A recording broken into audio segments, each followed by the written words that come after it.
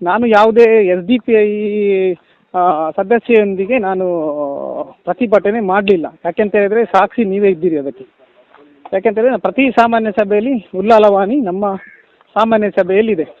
ಮೊನ್ನೆ ಕೂಡ ನಾವು ಸಾಮಾನ್ಯ ಸಭೆಯಲ್ಲಿ ಚರ್ಚೆ ಬರುವಾಗ ನಾವು ಅಧಿಕಾರಿಗಳ ಪ್ರತಿಭಟನೆ ಮಾಡುವಾಗ ನಮಗೆ ಮತ್ತೆ ಪಕ್ಷೇತರ ಅಭ್ಯರ್ಥಿ SDPI ಅಭ್ಯರ್ಥಿ ಜೊತೆ ವಾಗ್ವಾದ, ನಮ್ಮ ಪ್ರತಿಭಟನೆಯನ್ನು ವಿರೋಧಿಸಿದ್ದಾರೆ ಬಿಟ್ಟರೆ ನಮ್ಮ ಪರವಾಗಿ ಅವರು ಅಥವಾ ನಾವು ಅವರು SDPI ಅವರ ಜೊತೆ ಸೇರಿ ಯಾವುದೇ ಪ್ರತಿಭಟನೆಯನ್ನು ಮಾಡಿಲ್ಲ.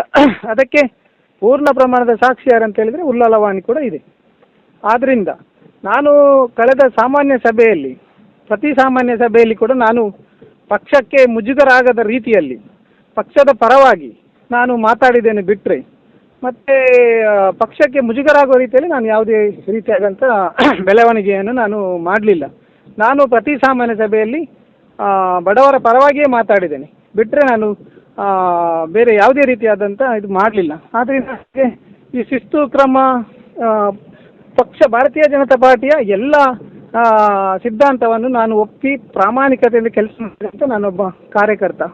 ಆದ್ದರಿಂದ ಪಕ್ಷಕ್ಕೆ ಪ್ರಶ್ನೆ ಮಾಡುವಂಥ ದೊಡ್ಡ ವ್ಯಕ್ತಿ ನಾನಲ್ಲ. ಆದರೂ ಇದನ್ನು ನಾಯಕರು ಅದನ್ನು ಒಮ್ಮೆ ವಿಮರ್ಶೆ ಮಾಡಬೇಕು ಅಂತೇಳಿ ನನ್ನದೊಂದು ಅಲ್ಲಿ ಕಳಕಳಿಯ ವಿನಂತಿ.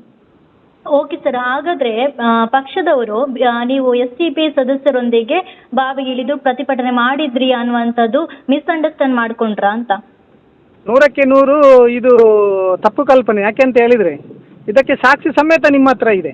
ಅದರಲ್ಲಿ ಆದಂಥ ಬೆಳವಣಿಗೆ, ಅವರು ನನ್ನನ್ನು ವಿರೋಧ ಮಾಡಿದ್ದು, ಇದಕ್ಕಿಂತ 3-4 ಸಾಮಾನ್ಯ ಸಭೆಯಲ್ಲಿ ನನ್ನನ್ನು ಅವರು ಟಾರ್ಗೆಟ್ ಮಾಡಿದ, SDPI ಸದಸ್ಯ ಟಾರ್ಗೆಟ್ ಮಾಡಿದ ರೀತಿ ಎಲ್ಲವೂ ಇದೆ. ಪ್ರತಿ ಸಾಮಾನ್ಯ ಸಭೆಯಲ್ಲಿ ಕೂಡ SDPI ಸದಸ್ಯ ನನ್ನನ್ನು ಟಾರ್ಗೆಟ್ ಮಾಡಿ ನನ್ನ ವಿರುದ್ಧ ನನಗೆ ಮತ್ತು ಅವರಿಗೆ ವಾಗ್ವಾದ ನಡೆದಿದ್ದು ಬಿಟ್ಟರೆ ಯಾವುದೇ ಕಾರಣಕ್ಕೂ ನಾನು SDPI ಸದಸ್ಯ ಜೊತೆ ಸೇರಿ ನಾನು ಪ್ರತಿಭಟನೆಯನ್ನು ಮಾಡಲಿಲ್ಲ, ಮಾಡುವುದು ಕೂಡ ಇಲ್ಲ. ನಾನು ಯಾವುದೇ ಕಾರಣಕ್ಕೂ ನನ್ನ ಪಕ್ಷದ ತತ್ವ ಸಿದ್ಧಾಂತದ ಅಡಿಯಲ್ಲೇ ನಾನು ಕೆಲಸ ಮಾಡ್ತೇನೆ. ಇನ್ನು ಮುಂದಕ್ಕೆ ಕೂಡ ನಾನು ಪಕ್ಷದ ಸಿದ್ಧಾಂತದಲ್ಲೇ ನಾನು ಕೆಲಸ ಮಾಡ್ತೇನೆ ಬಿಟ್ಟರೆ.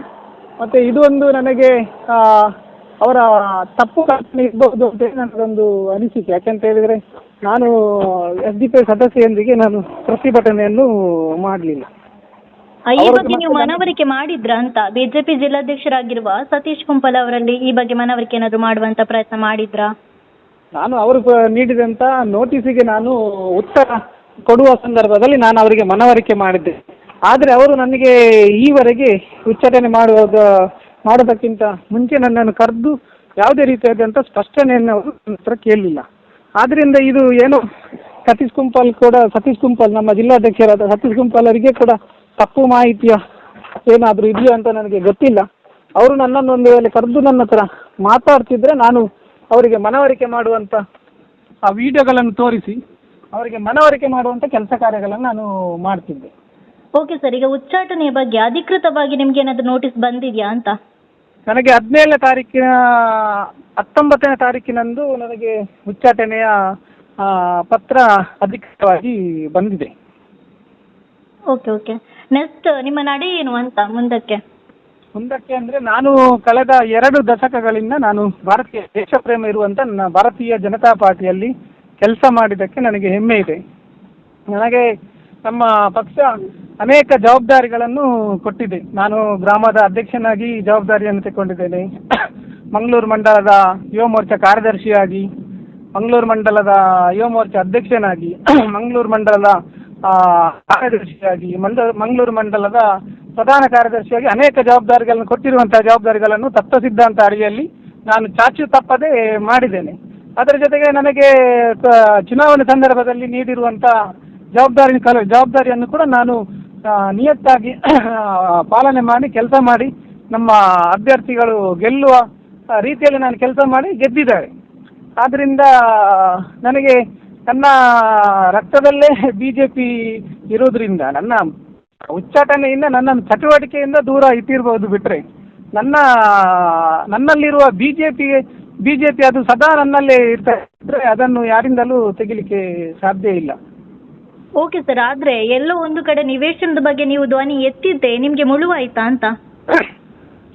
ಅದೇ ಈಗ ನನಗೆ ಅಂದರೆ ನಾನು ಬಡವರ ಪರವಾಗಿ ಯಾಕೆ ಹೇಳಿದ್ರೆ ನಾನು ನನ್ನ ಸ್ವಕ್ಷೇತ್ರದಲ್ಲಿರುವಾಗ ಅನೇಕರು ನನ್ನ ಮೇಲೆ ವಿಶ್ವಾಸ ಇಟ್ಟುಕೊಂಡು ನನ್ನಿಂದ ಕೆಲಸ ಅಂತೇಳಿ ನನಗೆ ತುಂಬ ಜನರು ನನಗೆ ಬಡವರು ಬಂದು ನಮಗೆ ನಿವೇಶನ ಸಿಗ್ಬೋದಾ, ಯಾವಾಗ ಸಿಗ್ತದೆ ಸುಜಿತ್, ನನಗೆ 15 ವರ್ಷಗಳಿಂದ ನಾವು ಅರ್ಜಿ ಹಾಕ್ತಾ ಇದ್ದೇವೆ, ನಮಗೆ ಈವರೆಗೆ ನಿವೇಶನಗಳನ್ನು ನೀಡಿಲ್ಲ ಅನ್ನುವಂಥದ್ದನ್ನು ನನಗೆ ಕೇಳ್ತಾ ಇದ್ರು.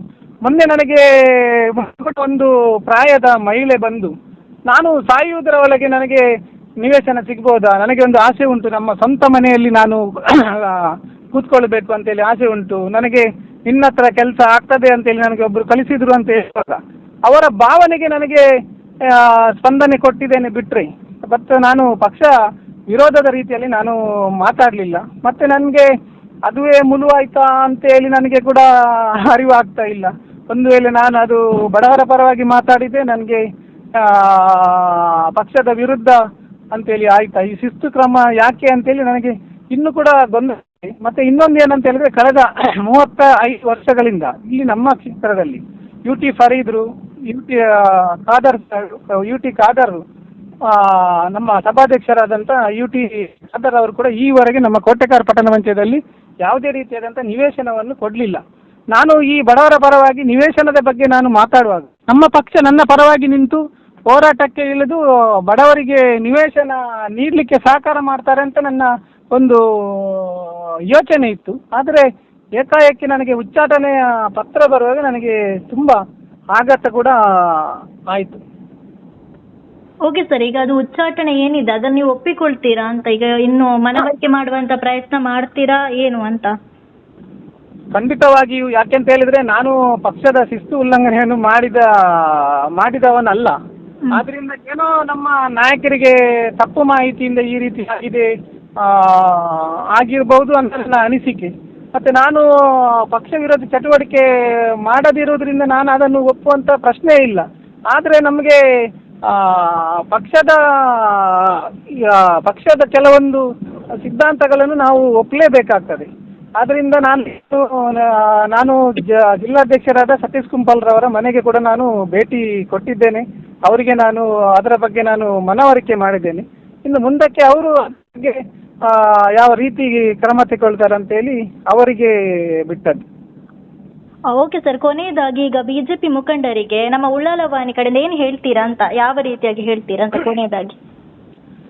ನಾನೊಬ್ಬ ಕಾರ್ಯಕರ್ತನಾಗಿ ಬಿಜೆಪಿ ಮುಖಂಡರಿಗೆ ನಾನು ಯಾವುದೇ ರೀತಿಯಾದ ಸೂಚನೆ ಕೊಡಲಿಕ್ಕೆ ನಮಗೆ ಬರೋದಿಲ್ಲ. ಯಾಕೆಂತ ಹೇಳಿದ್ರೆ ನಮ್ಮ ಭಾರತೀಯ ಜನತಾ ಪಾರ್ಟಿ ಒಂದು ಪಕ್ಷ ತತ್ವ ಸಿದ್ಧಾಂತದ ಅಡಿಯಲ್ಲಿ ಇರುವುದರಿಂದ ಕಾರ್ಯಕರ್ತನಾಗಿ ನಾನು ಯಾವುದೇ ರೀತಿಯಾದಂಥ ಸೂಚನೆ ಅಥವಾ ಅವರಿಗೆ ಯಾವುದಾದ್ರೂ ಒಂದು ಮಾಹಿತಿಯನ್ನು ನೀಡಲಿಕ್ಕೆ ಬರೋದಿಲ್ಲ. ಆದ್ದರಿಂದ ಅವರೇ ನಮ್ಮ ಇದರ ಬಗ್ಗೆ ಕೂಲಂಕುಷವಾಗಿ ವಿಮರ್ಶೆ ಮಾಡಿಕೊಂಡು ಅವರು ಮಾಡಬಹುದು ಅನ್ನೋದು ನನಗೆ ಒಂದು ವಿಶ್ವಾಸ ಇದೆ. ಯಾಕೆಂತ ಹೇಳಿದ್ರೆ ನಮ್ಮ ಭಾರತೀಯ ಜನತಾ ಪಾರ್ಟಿ ಕಾರ್ಯಕರ್ತರ ಪಾರ್ಟಿ ಆಗಿರೋದ್ರಿಂದ ಒಂದು ಉತ್ತಮವಾದ ಕಾರ್ಯಕರ್ತನನ್ನು ಬಗ್ಗೆ ಅವರು ವಿಮರ್ಶೆ ಮಾಡಬಹುದು ಅಂತೇಳಿ ನನಗೆ ಒಂದು ಆತ್ಮವಿಶ್ವಾಸ ಇದೆ.